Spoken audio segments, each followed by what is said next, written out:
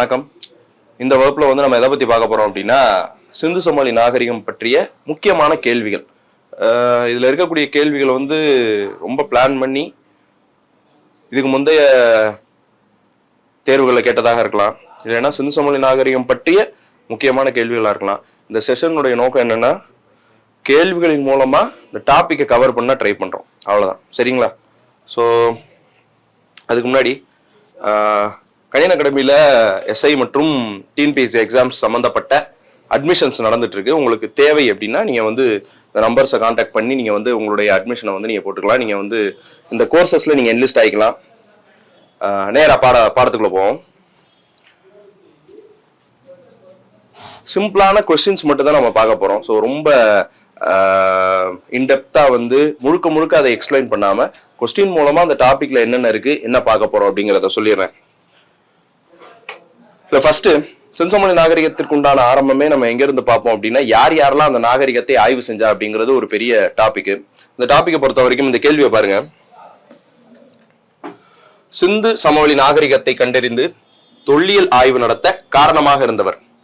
சிந்து சமவெளி நாகரிகத்தை கண்டுபிடித்து தொல்லியல் ஆய்வு நடத்த காரணமாக இருந்தவங்க யார்? வரிசையா நிறைய ஆய்வாளர்கள் வர்றாங்க, நிறைய தொல்லியல் ஆய்வாளர்கள் வர்றாங்க, ஆந்த்ரோபாலஜிஸ்ட்னு சொல்லக்கூடிய மானுடவியலாளர்கள் வர்றாங்க. ஆனா இந்த ஆய்வை சிந்து சமவெளி சார்ந்து ஒரு நாகரிகம் சார்ந்து நடத்தணும் அப்படிங்கிறதுக்கு உண்டான முதல் வேலையை யார் ஆரம்பிச்சா அப்படின்னா, ஜான் மார்ஷல். ஜான் மார்ஷல் பத்தி சொல்லணும் அப்படின்னா, 1904 கர்சன் அவர்கள் ஏன்ஷியன்ட் மானுமெண்ட்ஸ் ப்ரொடெக்ஷன் ஆக்ட் அப்படின்னு ஒண்ணு கொண்டு வர்றாரு. அதாவது பழங்கால சின்னங்களுக்கு உண்டான பாதுகாப்பு சட்டம். இந்த பாதுகாப்பு சட்டத்தின் அடிப்படையில இங்க இருக்கக்கூடிய ஏஎஸ்ஐ அப்படின்னு சொல்லக்கூடிய ஆர்கியலாஜிக்கல் சர்வே ஆஃப் இந்தியாவுக்கான தலைவராக லண்டன்ல பின்னாடி அந்த பிரிட்டன்ல இருக்கக்கூடிய பர்மிங்ஹாம் மியூசியத்துல இருந்து ஒரு ஆளை கூட்டு வர்றாங்க. ரொம்ப கம்மி வயசு, கிட்டத்தட்ட அவர் வரும்போது ஒரு 27 வயசோ 26 வயசு தான். அதான் ஜான் மார்ஷல். அவர் இந்தியாவுக்கு இந்தியாவில் இருக்கக்கூடிய நாகரிகங்களை ஆய்வு செய்யலாம் அப்படின்னு முடிவெடுக்கிறாரு. கிட்டத்தட்ட 1904 1910 எல்லாமே உலகில வெவ்வேறு இடங்கள்ல ஆட்சி புரிஞ்சிட்டு இருந்த பிரிட்டன் என்ன பண்ணுது அப்படின்னா, அந்த நாடுகளுடைய கலாச்சாரத்தை கண்டறிவதற்கு எகிப்தெல்லாம் அப்பதான் ரொம்ப தீவிரமாக எகிப்தெல்லாம் கண்டுபிடிச்சிட்டு இருந்தாங்க. பிரமிட்ஸ், டுட்டன்காமூன் அப்படிங்கிற ஒரு எகிப்திய இளவரசனுடைய கல்லறையெல்லாம் கண்டுபிடிச்சு எடுத்தாங்க. ஸோ உங்களுக்கு என்ன அப்படின்னா, நம்மளும் இந்தியாவில் ஏதாவது ஒன்று கண்டுபிடிச்சு எடுத்துடலாம் அப்படிங்கிறதுல ரொம்ப முனைப்பா இருந்தாங்க. அப்படி ஆரம்பிக்கப்பட்டதுதான் இங்க நதிக்கரையின் ஓரமாக கண்டுபிடிக்கப்பட்ட இந்த சிந்து சமவெளி நாகரிகம். ஸோ நாகரிகத்தை பற்றி அனைத்து விஷயங்களை தெரிந்து அந்த நாகரிக கூறுகளை கண்டறிந்த முதல் ஆள் யார் அப்படின்னா ஜான் மார்ஷல். தெரியாம நிறைய பேர் அதுக்குள்ள அதனுடைய குறிப்புகள்லாம் இருக்கு, அதெல்லாம் பின்னாடி பார்ப்போம்.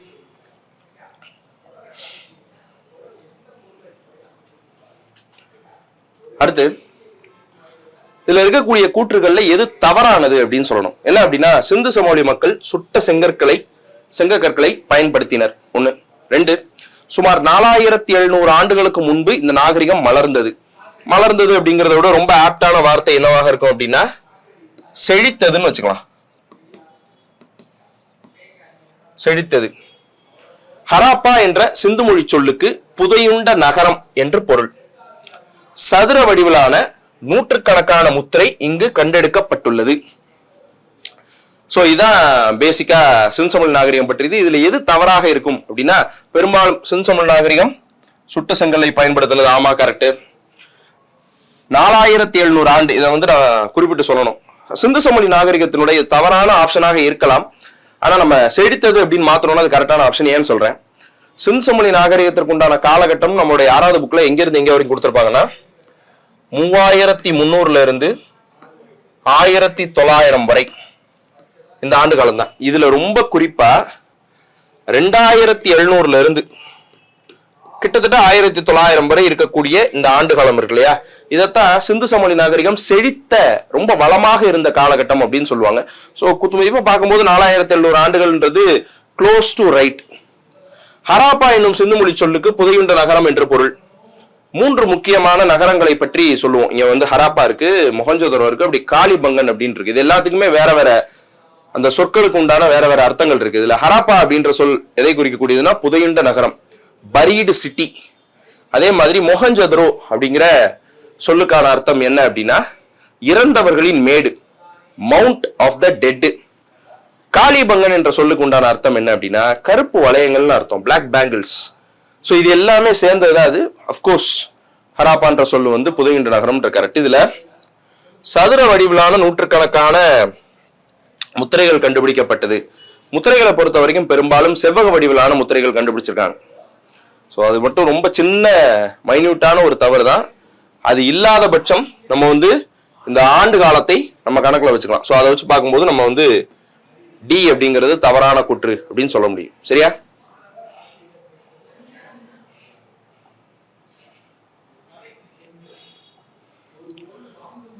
இதுல இருக்கக்கூடிய பகுதிகள், இந்த பகுதிகள் எதோட அசோசியேட் ஆகுது அப்படின்னு கேட்டு இதுல சரியாக பொருந்தி உள்ளது எதுன்னு கேட்டிருக்காங்க. அப்ப கிட்டத்தட்ட வந்து ஏதாவது ஒண்ணு மட்டும் தான் அதுல கரெக்ட். இதுல பெரும்பாலும் நம்ம வந்து முக்கியமான நகரங்கள் அப்படின்னு பார்த்தோம்னா சிந்து சமவெளி நாகரிகத்துல ஒரு 6 நகரங்கள் இருக்கு. என்னன்னா ஹராப்பா, மொஹஞ்சதரோ, காளிபங்கன், லோத்தல், அப்புறம் வந்து ராக்கி கார்கி, சூர்கோட்டரா, அப்புறம் வந்து கைண்ட் ஆஃப் இதுக்குள்ள மட்டும் தான் இருக்கும். பெரும்பாலான நகரங்கள் இதுக்குள்ள மட்டும் தான் இருக்கும். இந்த நகரங்கள்ல தான் நிறைய பொருட்கள் நம்ம கண்டுபிடிச்சு எடுத்துக்கணும். அதனால அந்த நகரங்கள் எங்கே இருக்கு, எந்த நதி சேர்ந்ததாக இருக்கு அப்படின்னு நம்மளுக்கு தெரிஞ்சுக்கணும். இந்த காளிபங்கன் அப்படிங்கிறத பார்த்தோம் அப்படின்னா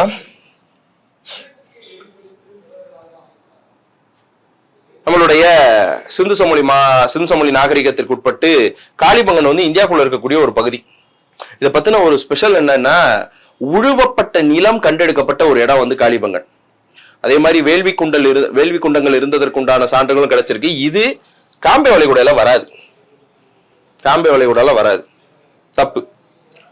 லோத்தல் பொறுத்த வரைக்கும் லோத்தல் வந்து போக்வா நதிக்கு கிட்ட இருக்கு. போக்வா நதி, ராவி நதி கண்டிப்பா இல்ல. இப்படியே நம்ம இழுத்து வந்தோம்னாலும் கல்ஃப் ஆஃப் கட்ச் வளைகுடா பக்கத்துல வேணா சொல்லாமே ஒழிய லோத்தல் ராவி நதியோட வராது. சோ அது வந்து இதுவும் தவறு.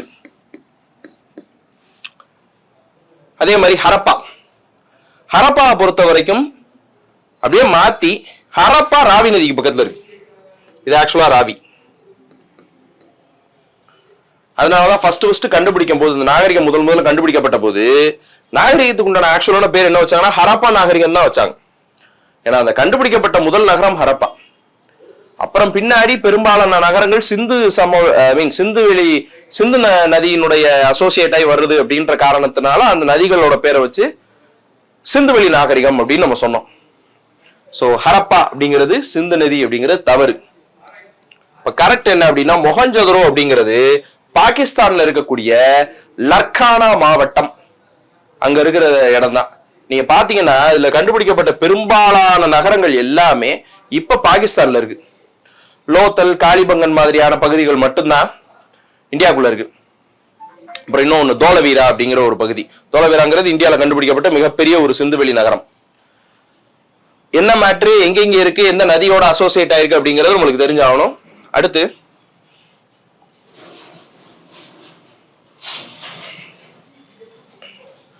இந்த கூற்று மற்றும் காரணத்தை ஆய்வு செய்யன்னு பார்க்கும்போது கூற்று சரியா எந்த கான்டெக்ஸ்ட பத்தி பேசுதுங்கிறது நம்ம புரிஞ்சுக்கணும். சும்மா ஏனோதானோ வாச்சிட்டு அதுல இருக்கக்கூடிய அர்த்தத்தை மட்டும் அப்படியே எடுத்துட்டு நம்ம ப்ராசஸ் பண்ண முடியாது. அந்த கான்டெக்ஸ்ட் என்ன கொடுத்துருக்காங்கன்றத புரிஞ்சுக்கணும். பார்ப்போம். ஹராப்பா மக்களின் பொறியியல் திறன் குறிப்பிடத்தக்கது. ஹராப்பா மக்கள் இந்தந்த விஷயங்கள்ல பொறியியல் திறன் மிக்கவர்களாக இருந்தாங்க அப்படின்னு சொல்றாங்க. ஒண்ணு. அடுத்து கடலின் அலைகள் மற்றும் மோதங்கள் நீரோட்டத்தை கணித்த பின் கப்பல் கட்டும் தளத்தை கட்டி இருப்பது. நீரோட்டம் எப்படி இருக்கு, ஓதங்கள் எப்படி இருக்கு, இன்ஃபேக்ட் வந்து சீசனல் விண்ட்ஸ்ன்னு சொல்லுவோம். பருவ காற்றுகள் எப்படி இருக்குன்றத தெரிஞ்சு அதுக்கேத்த மாதிரியான கப்பல் கட்டும் தளமும் அதுக்கேத்த மாதிரியான துறைமுகத்தையும் வச்சுக்கிட்டோம்னா நல்லது. பெரும்பாலும் கப்பல் கட்டுறதுக்கு உண்டான விரும்பின கப்பல்ல பயணம் செய்வதற்கு உண்டான அடிப்படை விஷயம் இது எல்லாமே. இது ஹரப்பா மக்களுக்கு தெரிஞ்சிருந்துச்சா, சிந்துவெளி மக்களுக்கு தெரிஞ்சிருந்துச்சா அப்படிங்கறத கேள்வி. இந்த கேள்விக்கான ஒரு பதிலே என்ன அப்படின்னா ஒரே ஒரு நகரம், அந்த நகரத்துக்கு பேர் லோத்தல். இந்த லோத்தல்ன்ற இந்த நகரத்துல வந்து கப்பல் கட்டும் தளம் மனிதன் முதலாக உருவாக்கி இருப்பதாக நம்ம அறிஞ்சுக்கிட்டு இருக்கோம். செயற்கை துறைமுகம் இது எல்லாமே அமைஞ்சிருக்கு. இந்த குறிப்பிட்ட இடத்துல அதிகமான எடைக்கற்கள் கிடைச்சிருக்கு. நிறைய வந்து வேற்று நாட்டு பொருட்கள் கிடைச்சிருக்கு. அதை வச்சு நம்ம என்ன புரிஞ்சுக்கிறோம் அப்படின்னா, இந்த இடத்துல வியாபாரம் நடந்திருக்கலாம், கடல் வழியாக போய் உங்க வியாபாரம் பண்ணிருக்கலாம் அப்படின்னு சொல்றாங்க. சோ இந்த குறிப்பிட்ட மேட்டரை அடிப்படையாக வைத்து பார்க்கும் பொழுது கூற்று ஒண்ணு காரணத்தை கிட்ட நிறைவேற்றியது. ஆமாப்பா, இன்ஜினியரிங் ஃபேக்ட்ஸ், இன்ஜினியரிங் மார்வல்ஸ் அவங்ககிட்ட இருந்துச்சு, இன்ஜினியரிங் நாலேஜ் இருந்த காரணத்தினால அவங்களால ப்ராப்பரா கப்பல் கட்ட முடிஞ்சு. கப்பல் கட்டியிருந்தாங்க, தளம் இருந்துச்சு, கப்பல் கட்டும் தளம் இருந்துச்சுன்னா எங்கப்பா இருக்கு? லோத்தல்ல இருக்கு, அவ்வளவுதான். சோ ஆப்ஷன் கூற்றும் காரணமும் சரி, கரெக்ட் தான். சரியா?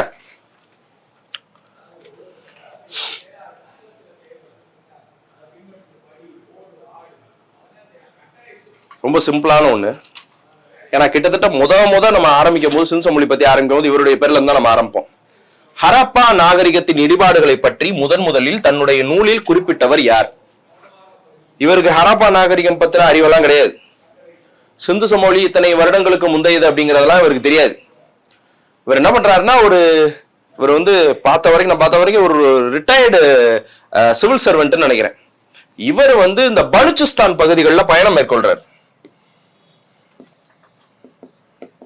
பலுச்சிஸ்தான் பகுதிகளில் பயணம் மேற்கொண்டு இவர் அதே பேர் வைக்கிற எனது பயணங்கள், my memos while I was traveling through Baluchistan. அவர் வந்து அவருடைய பயண கட்டுரைகள்ல அவர் என்ன குறிப்பிடுறாருன்னா, இந்த பகுதிகளுக்கு நான் போனேன், இந்த பகுதிகளில் செங்கற்கள் கட்டிடங்கள் இருந்துச்சு, செங்கற்கற்களால் கட்டப்பட்ட கட்டிடங்கள் இருந்துச்சு, இந்த நதிக்கரையின் ஓரமாக இந்த மாதிரியான இடிபாடுகள் இருந்துச்சு அப்படிங்கிறத அவருடைய நூல்ல குறிப்பிடுறாரு. எப்பன்னா 1826. அவருக்கு சின்சமொழி நாகரிகத்தை பத்தின அறிவெல்லாம் கிடையாது. ஆனா அவர் எங்க போனாரு, என்ன பண்ணாரு, அந்த மெமோர்ஸ் அப்படின்னு சொல்லுவோம், பயண குறிப்புகள், அதை அவர் குறிப்பிட்டு வச்சிருக்காரு. அதை வச்சு நம்ம பின்னாடி என்ன புரிஞ்சுக்கிறோம் அப்படின்னா, இவரு வரலாற்றுல முதல் முறையாக சிந்து சமவெளி பற்றிய குறிப்புகள், இந்த மாதிரி இடிபாடுகள் இருந்துச்சு, இந்த மாதிரி செங்கற்களால் கட்டப்பட்ட கட்டிடங்கள் இருந்துச்சுங்கிறத முதல்ல குறிப்பிட்டவர் யாருன்னா சார்லஸ் மேசன்.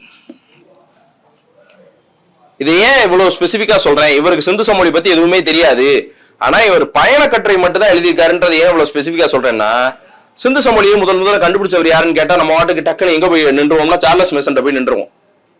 ஏன்னா இவர் தானே முதல்ல இதுக்கான குறிப்புகளை கொடுத்திருக்காரு. அது அப்படி கிடையாது.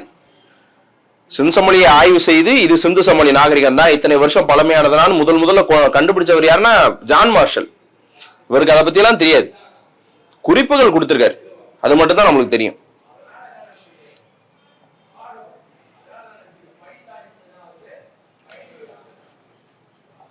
உங்களுக்கு கணியன் இதுல வந்து நிறைய புக்ஸ் வந்து அவைலபிளா இருக்கு. கோர்ஸ் உங்களுக்கு தேவைப்படலாம், பரீட்சைக்கு ப்ரிப்பேர் ஆகிட்டு இருக்க உங்களுக்கு தேவைப்படலாம். உங்களுக்கு தேவைன்னா நீங்க வந்து இதுல இருக்கக்கூடிய நம்பரை கான்டாக்ட் பண்ணி நீங்க வந்து கணியன் புக்ஸை வந்து நீங்க எடுத்து வச்சுக்கலாம். அடுத்துக்கு போவோம்.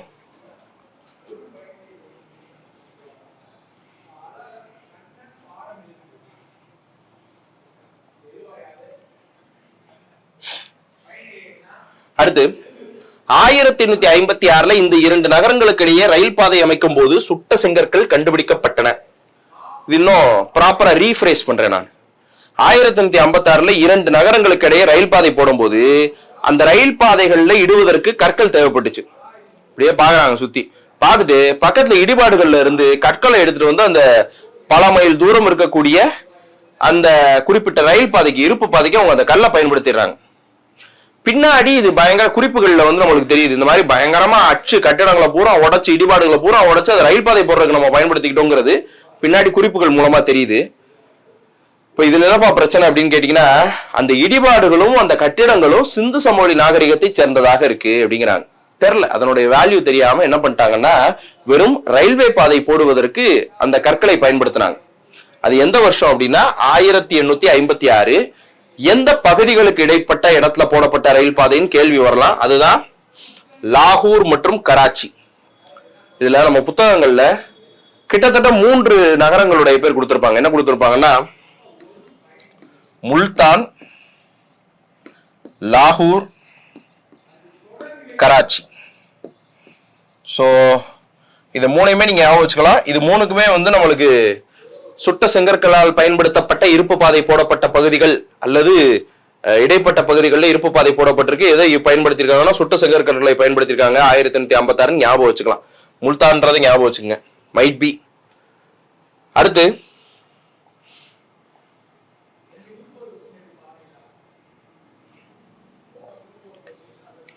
நாகரிகம் என்ற வார்த்தை எந்த மொழியிலிருந்து பெறப்பட்டது? நாகரிகம் அப்படின்ற அந்த வார்த்தை நம்ம வந்து தமிழ் நாகரிகம் எடுத்துக்க முடியாது. என்ன சொல்லணும்னா சிவிலைசேஷன், இங்கிலீஷ். இந்த சிவிலைசேஷன் அப்படிங்கிற அந்த வார்த்தை சிவிக்ஸ் அப்படிங்கிற வார்த்தையிலிருந்து வந்ததாக சொல்லுவாங்க. சிவிக்ஸ்ன்ற வார்த்தைக்கான மூலச்சொல் சிட்டிசன். அதாவது சிவிக்ஸ்ங்கிறது சிட்டிசனை குறிக்கக்கூடிய சொல், அவ்வளவுதான். அல்லது ஊர்களை குறிக்கக்கூடிய சொற்களாக இருக்கலாம் அப்படின்னு சொல்றாங்க. இப்ப அதெல்லாம் பிரச்சனை இல்லை. இது எந்த சொல் அப்படின்னா லத்தீன் சொல். லத்தீன், இது லத்தீன் மொழி சொல்லாக இருக்கலாம் இல்ல, லத்தீன் மொழி சொல். சிவிக்ஸா இருக்கலாம், இல்லைன்னா சிட்டிசனா இருக்கலாம், இல்லைன்னா ஒரு நகரத்தை குறிப்பிடக்கூடிய சொல்லாக இருக்கலாம். அதைத்தான் பின்னாடி நாகரிக தோற்றம், நாகரிக உருவாக்கத்திற்கு உண்டான சொல்லாக நம்ம பயன்படுத்திக்கிட்டோம். ஏன்னா பெரும்பாலான ஆங்கில சொற்கள் எல்லாமே ஒண்ணு கிரேக்கம், லத்தீன், ரோமானிய சொற்கள்ல இருந்து தான் வந்திருக்கும் பெரும்பாலும். முக்கியம், இது பழைய கொஸ்டின். 1924 ஹராப்பாவிற்கும் மொஹஞ்சதாரோவிற்கும் இடையே பொதுவான அம்சங்கள் இருக்கிறத கண்டுபிடிச்சவர் யார்? இதுக்கு முன்னாடி, இதை சொல்றதுக்கு முன்னாடி 1921 தான் முதலாக நம்ம எதை கண்டுபிடிச்சு எடுக்கிறோம் அப்படின்னா ஹராப்பா கண்டுபிடிச்சு எடுக்கிறோம். நம்மளுக்கு வந்து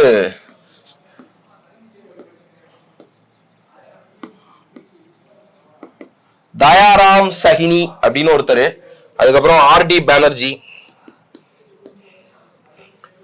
இவர்களுடைய நேரடி தொடர்புல யார் வந்து இந்த குறிப்பிட்ட அகழாய்வுக்கு வந்து தலைமை இருக்கிறார் அப்படின்னா ஜான் மார்ஷல் தலைமை இருக்கிறார்.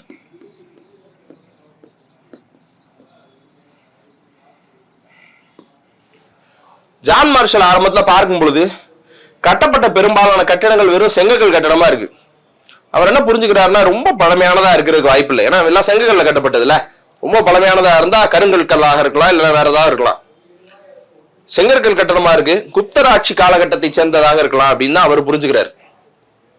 அப்புறம் என்ன பண்றாங்கன்னா அதை வந்து கார்பன் டேட்டிங்க்கு அனுப்பிச்சு விடுறாங்க, ஆய்வு செய்யறதுக்கு அனுப்பிச்சு விடுறாங்க. பெரும்பாலும் கண்டுபிடிக்கப்பட்ட பொருட்கள். இன்னொன்னு அவரை ஆச்சரியப்படுத்திய இன்னொரு விஷயம் என்னன்னா, அங்க கண்டுபிடிக்கப்பட்ட நிறைய பொருட்கள் மெசபடோமிய நாகரிகத்தை ஒத்த பொருட்களும் சில இடங்களை கண்டுபிடிச்சு எடுத்திருக்காங்க. மெசபடோமிய நாகரிகம் அழிஞ்சு போய் 3000 வருஷம் ஆச்சு. எப்படிப்பா இன்னும் மெசபடோமியா ஆர்கேடிய நாகரிகத்தினுடைய சுமேரிய நாகரிகத்தினுடைய இதை எப்படிப்பா வச்சிருக்காங்க அப்படின்னு சொல்லி அது மட்டும் அவர் குழப்பமா இருந்துச்சு. ஒருவேளை வந்து இது ரொம்ப பழமையான நாகரிகமா இருக்கலாமோன்ற அவருடைய சந்தேகம் எப்ப நிரூபணமாச்சு அப்படின்னா ஆய்வு செஞ்சு அதை வந்து 1924 முடிவு பண்றாங்க.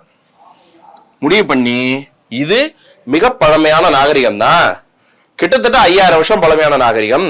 இந்த நாகரிகத்திற்கு உண்டான கூறுகள் எல்லாமே வெவ்வேறு நகரங்கள்ல இருக்கு. அதனால இந்த நகரங்கள் எல்லாமே ஒரு நாகரிகத்தை சேர்ந்ததாக இருக்க முடியும்ன்றத ஜான் மார்ஷல் தான் சொல்றாரு. கண்டிப்பா இவர் இல்ல, ஜான் மார்ஷல் தான் சொல்றாரு. சரியா?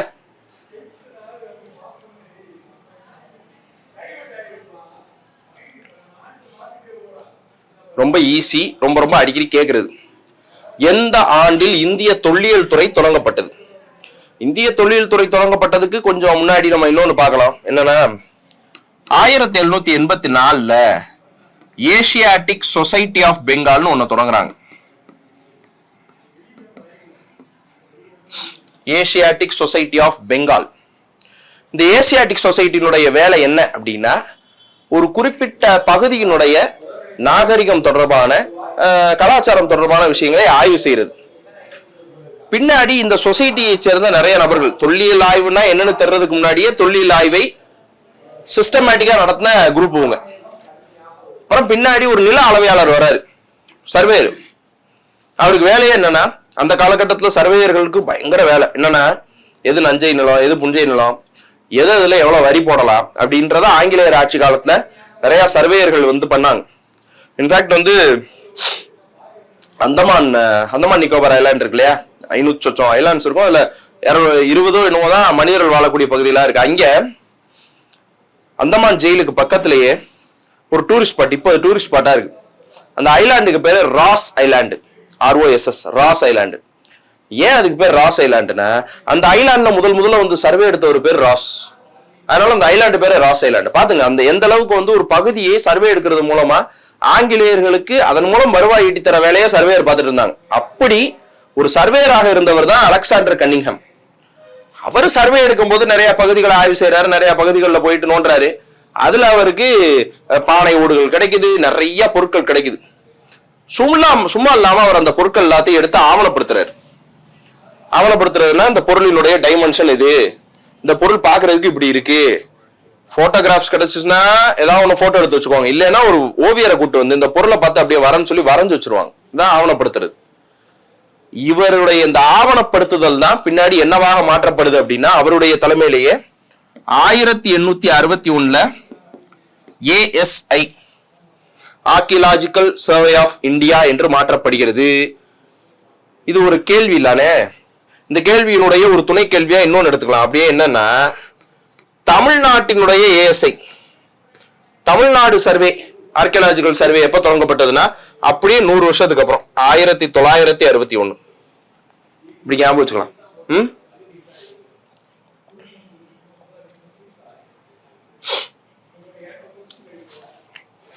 கீழ்கண்டவற்றுள் ஹராப்பா நாகரிக ஒரு நகர நாகரிகம் என்பதற்கான காரணங்கள் என்ன? ஹராப்பா நாகரிகத்தை பத்தி, அதாவது சின்சமல் நாகரிகம் வந்து சும்மா கிராம நாகரிகம் சொல்ல முடியாது, அது ஒரு நகர நாகரிகம். ஏன்னா நகர கூறுகள் இருந்துச்சு அப்படின்றதெல்லாம் தெரியும் நம்மளுக்கு. சரிப்பா, நகர நாகரிகம் சொல்றீங்க, ஏன் நகர நாகரிகம், ஏதாவது காரணம் இருக்கா அப்படின்னு கேட்கிறாங்க. விவசாயம் மற்றும் கைவினை தொழில்களுக்கு உண்டான திடமான அடித்தளம், தூய்மைக்கும் பொது சுகாதாரத்திற்கும் கொடுக்கப்பட்ட அதிக முன்னுரிமை, சிறப்பான கட்டிடக்கலை. சிந்து சமவெளி நாகரிகத்தினுடைய முதன்மை தொழில்கள் என்னவா இருக்குன்னா விவசாயம், கைவினை. சுகாதாரத்துக்கு அதிக முக்கியத்துவம் கொடுத்தாங்களா? ஆமா. எப்படி? அவங்க கழிவு நீர் வாய்க்கால்லாம் வச்சிருந்தாங்க. இந்த கழிவு நீர் வாய்க்கால இப்ப முதற்கொண்டு நம்ம சாக்கடை எல்லாம் திறந்து போட்டிருக்கோம்ல, அவங்க என்ன பண்ணாங்கன்னா இந்த கழிவு நீர் வாய்க்கால்களை, இந்த கால்வாய்களை தண்ணி கழிவு தண்ணி வந்து திறந்துருக்க கூடாதுன்னு சொல்லிட்டு 2 செங்கலை வச்சு மூடி வச்சிருந்தாங்க வரிசையா.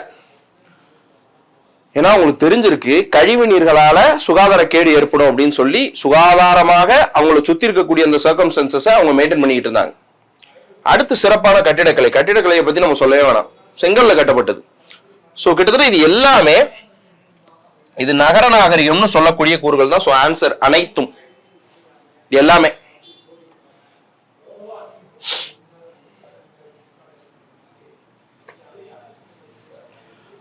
இது வந்து நம்மளுக்கு டிஎன்எஸ் சர்வே பொறுத்த வரைக்கும் வந்து ஒரு ஆன்லைன் டெஸ்ட் பேட்ச் ஒன்று ஓடிக்கிட்டு இருக்கு. நம்மளுக்கு வந்து கணியன் ஆப்லயோ இல்லை வேற எதுல வேணாலும் நீங்க பாத்துக்கலாம். இந்த ஆன்லைன் டெஸ்ட் பேட்ச் மற்றும் கிளாஸஸும் போயிட்டு இருக்கு. உங்களுக்கு அந்த டெஸ்ட் பேட்ச் மூலமாக ஏதாவது நீங்க பார்க்கணும் எதுனா நீங்க அந்த ஆப்பை போய் டவுன்லோட் பண்ணிக்கலாம். கணியன் ஆப்ல எல்லாமே இருக்கும். உங்களுக்கு வந்து பிடிஎஃப்ஸ் இருக்கும், அதுக்கு உண்டான நோட்ஸ் இருக்கும், இல்லை வந்து ஃப்ரீ ஆன்லைன் டெஸ்ட் எல்லாம் ப்ரொவைட் பண்றாங்க. தேவைப்பட்டா நீங்க போய் பார்த்துக்கலாம். அடுத்து மெஹர்கர் என்ற எந்த கால மக்கள் வாழ்ந்த இடமாக கருதப்படுகிறது. இந்த மெஹர்கர் என்ற இடம் என்னன்னா இந்தியாவினுடைய வடமேற்கு பகுதிகளில் இருக்கக்கூடிய ஒரு ஏரியா.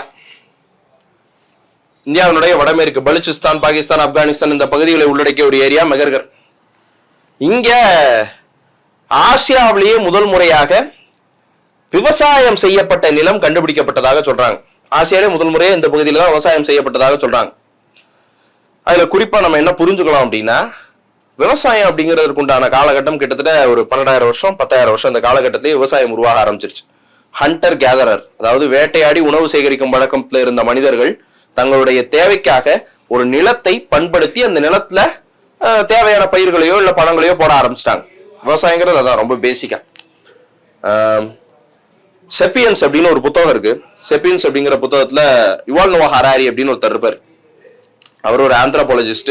அவர் தான் அந்த செப்பியன்ஸ் அப்படிங்கிற அந்த புத்தகத்தை எழுதியிருக்காரு. அவர் வந்து கொஞ்சம் கடுமையா விவசாயத்தை விமர்சிச்சு சொல்லியிருப்பாரு. அவர் என்ன சொல்லுவாருன்னா இந்த மாதிரி இந்த ஆசிய பகுதிகளில் விவசாயம் முதல் நடந்ததற்கு உண்டான சான்றுகள் கிடைச்சிருக்குன்னு சொல்லுவாங்க. வேற எந்த பகுதி இல்ல, மெஹர்கர் பகுதி தான். இது எந்த காலகட்டத்தை சேர்ந்தது அப்படிங்கறத நம்மளுக்கு இப்ப கேள்வி. அதுக்கு முன்னாடி இந்த காலகட்டம் எல்லாமே எந்த காலகட்டங்கள் என்ன வருஷம் வருதுங்கிறத புரிஞ்சுக்கிட்டா பெட்டரா இருக்கும். இதுல பழைய கற்காலம் என்பது கிட்டத்தட்ட 2 லட்சத்துல இருந்து 10,000 வரை. 2 லட்சம் ஏன் சொல்றேன்னா கிட்டத்தட்ட ஹோமோசேப்பியன்ஸினுடைய முழுமையடைந்த ஒரு வாழும் காலகட்டம், வாழ்ந்த காலகட்டம் 2 லட்சம் அப்படிங்கிறதுனால 3 லட்சத்துல 2 லட்சம். மில்லியன் கணக்கில் போனோம்னா நம்மளுக்கு முந்தைய இனங்கள் தான் வரும். ஆஸ்ட்ரலோபித்திகஸ், ஹெபிலிஸ், எரெக்டஸ்னு வரும். ஹோமோசேப்பியன்ஸ்னா 2 லட்சம். புதிய கற்காலம் என்பது 6000 4000 பிசி. இடைக்கற்காலம் 10,000 6000. செம்பு காலங்கிறது 4000 1500. இந்த 1500க்கு அப்புறம் இரும்பு காலத்துக்கு போயிடும். இதுல பாத்தீங்கன்னா அந்த செம்பு கற்காலத்துல தான் சால்கோலித்திக்னு சொல்லுவோம், பழைய கற்காலத்தை பாலியோலித்திக்னு சொல்லுவோம், இடைக்கற்காலத்தை மீசோலித்திக்னு சொல்லுவோம், புதிய கற்காலத்தை நியோலித்திக்னு சொல்லுவோம். இந்த சால்கோலித்திக் காலகட்டத்துல தான் இந்தியாவில் மட்டும் இல்ல உலகம் ஃபுல்லா பெரும்பாலான நாகரிகங்கள் உருவாச்சு அப்படின்னு சொல்றாங்க. இதுல விவசாயம் எங்க உருவாச்சு அப்படின்னு பாத்தீங்கன்னா அதுக்கு உண்டான ப்ராப்பரான ஆன்சர் புதிய கற்காலம். மெகர்கர்ல வாழ்ந்த மனிதர்கள் எந்த காலகட்டத்தை சேர்ந்தவங்களாக விவசாயம் பண்ணி இருக்கதாக இருக்க முடியும் அப்படின்னா புதிய கற்காலத்தை சேர்ந்தவர்களாக இருக்கலாம் அப்படின்னு சொல்றாங்க. சரியா? ஹராப்பா நாகரிக தெருக்கள் எந்த வடிவமைப்பை கொண்டுள்ளது? இதுக்கெல்லாம் தனியா பெரிய விளக்கம் எதுவும் தேவையில்லை. ஏன்னா நகர வடிவம் பயங்கரமா ப்ராப்பரா பிளான் செய்யப்பட்ட நகர வடிவம். வீடுகள் ஒரு டவுன்ஷிப் இருக்கும்ல அந்த மாதிரி இருக்கு. சோ நம்ம இப்படி இருக்கு, வடக்கு தெற்காக இருக்கு, வாசல்கள் இப்படி இருக்கு, வீடுகள் செங்கற்களால் கட்டப்பட்டது, 1 அல்லது 2 தளங்களுக்கு மேல கட்டப்பட்டிருக்கு. வீடுகளுக்குள்ள ஜன்னல்கள் கிடையாது. வீட்டுக்கு முன்னாடி முற்றம் இருந்திருக்கு, குப்பைத்தொட்டி இருந்திருக்கு, உள்ள வர்றதுக்கு தண்ணி, வெளியே போறதுக்கு தண்ணி, மேலமைப்பு இருந்திருக்கு, கீழமைப்பு இருந்திருக்குன்னு ஒரு பெரிய லிஸ்ட் வருது. ஆனா ரொம்ப சிம்பிளா பார்த்தோம்னா இது என்ன வடிவமைப்புல இருக்கு அப்படின்னா சட்டக வடிவமைப்புல இருக்கு. அவ்வளவுதான். தெருக்களும் சரி, தெருக்களை அமைவிடமாக கொண்ட வீடுகளும் சரி சட்டக வடிவமைப்புல தான் இருக்கு.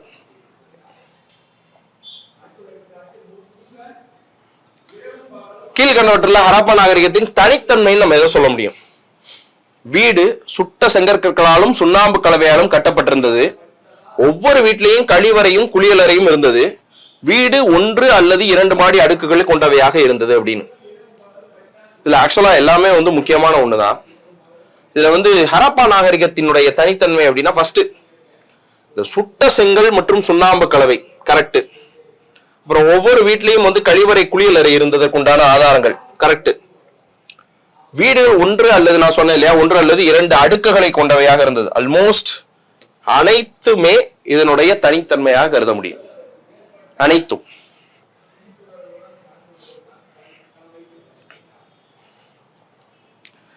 இதெல்லாம் நம்ம விளக்கத்துக்கு தேவையில்லாத ஃபேக்சுவல் கொஸ்டின்ஸ். தானிய களஞ்சியம் எங்கப்பா கண்டுபிடிச்சு எடுத்திருக்காங்க? இதுல ஹராப்பாவும் மொஹஞ்சதரோவும் கொடுத்திருந்தாங்கன்னா குழப்பிருக்கும். ஏன்னா ஹராப்பாலையும் ஒரு தானிய களஞ்சியம் கண்டுபிடிச்சிருக்காங்க, மொஹஞ்சதரோல ஹராப்பால 6 தானிய களஞ்சியங்கள், மொஹஞ்சதரோல ஒரு பெரிய தானிய களஞ்சியம். அது போக தானிய களஞ்சியம் கண்டுபிடிக்கப்பட்ட இன்னொரு இடம் ராக்கி கார்கி. ராக்கி கார்கில தானிய களஞ்சியங்கள் கண்டுபிடிச்சு எடுத்திருக்காங்க. சரியா? காளிபங்கன் உழுவப்பட்ட நிலம். லோத்தலை பொறுத்த வரைக்கும் லோத்தல் ஒரு செயற்கை துறைமுகம். அம்ரில்லாம் 1830களில் அம்ரில்ல அலெக்சாண்டர் பர்னஸ் ஒருத்தர் ஆய்வு செஞ்சிருப்பார். அப்படிங்கிறதுக்கு உண்டான பாயிண்ட் மட்டும் தான் வரும், பெருசா வேற எதுவும் சேர்த்துக்க முடியாது. சுமேரியாவில் இருக்கக்கூடிய அக்காடிய பேரரசு. சுமேரியானா ஒண்ணு இல்லைங்க, மெசபடோமிய நாகரிகத்தை தான் சொல்றாங்க. வெவ்வேறு காலகட்டத்தில் இடத்தை பொறுத்து அந்த நாகரிகத்தை குறிப்பிடுவோம். சுமேரிய நாகரிகம், மெசபடோமியா தான், ஒன்னும் குழப்பிக்க வேணாம். அக்காடிய பேரரசுக்கு உட்பட்ட அரசன் நாரம்சின் சிந்துவெளியில உள்ள டேஷ் என்னும் இடத்திலிருந்து அணிகலன் வாங்கியதாக குறிப்பு எழுதி உள்ளார். அவர் எழுதல. இந்த மெசபடோமிய மக்கள் தான் எழுத்து முறையை கொண்டு வந்தாங்க அப்படின்னு சொல்லுவாங்க. அது என்ன மாதிரியான எழுத்து முறையாக இருக்கும் அப்படின்னா கியூனிஃபார்ம் எழுத்து முறை. கியூனிஃபார்ம்.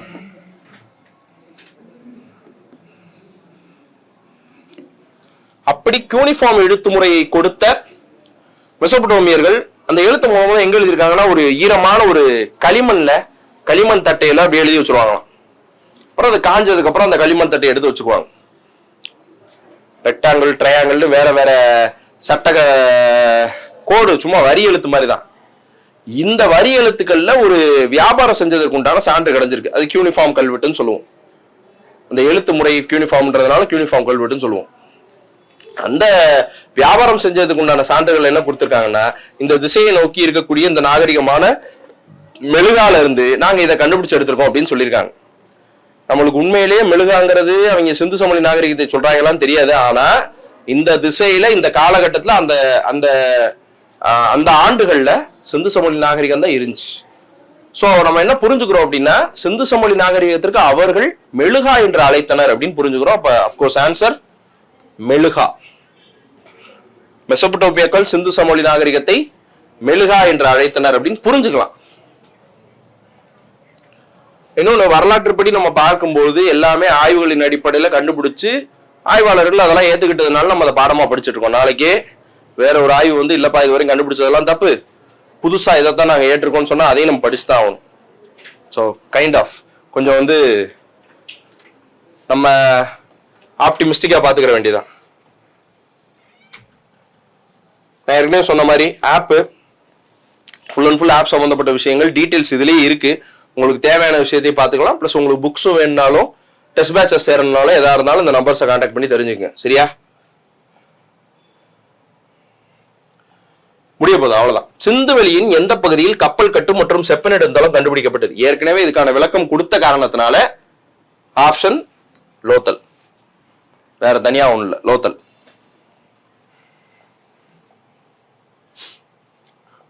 குஜராத் மாநிலத்தில் கண்டுபிடிக்கப்பட்ட டேஷ் அளவுகோல் இத்தனை எம்எம் அளவுள்ள சிறிய அளவீடுகளை கொண்டுள்ளது.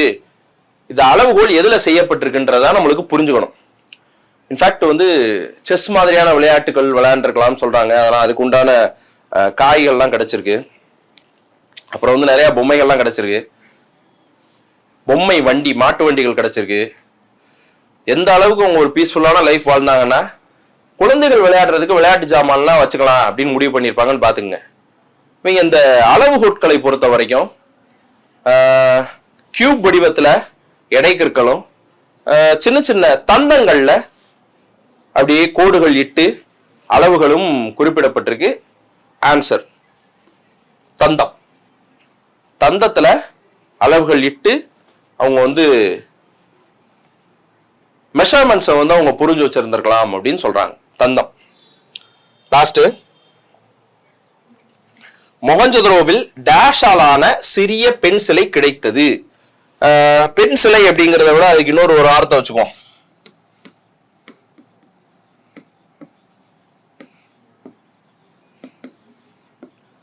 நடனமங்கை.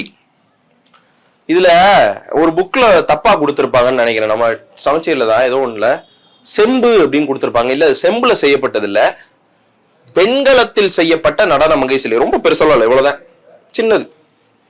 நல்லா இடுப்புல இப்படி கை வச்சுட்டு அணிகலன்கள் அணிஞ்ச ஒரு பெண் நிக்கிற மாதிரியே அந்த அம்மா நிக்கிற போச வச்சு அந்த அம்மா நடனமங்கையாக இருக்கலாம்னு நம்ம புரிஞ்சு வச்சுக்கிறோம். இன்னும் அதுவும் நம்மளுக்கு கன்ஃபார்மா தெரியாது. சோ அந்த நடனமங்கையினுடைய சிலை மொஹஞ்சதரோவில் கண்டுபிடிக்கப்பட்டிருக்கு. அது எதுல செய்யப்பட்டிருக்குன்னா வெண்கலத்தில் செய்யப்பட்டது. சரி, இப்ப பார்த்த இந்த கொஸ்டின்ஸ் எல்லாமே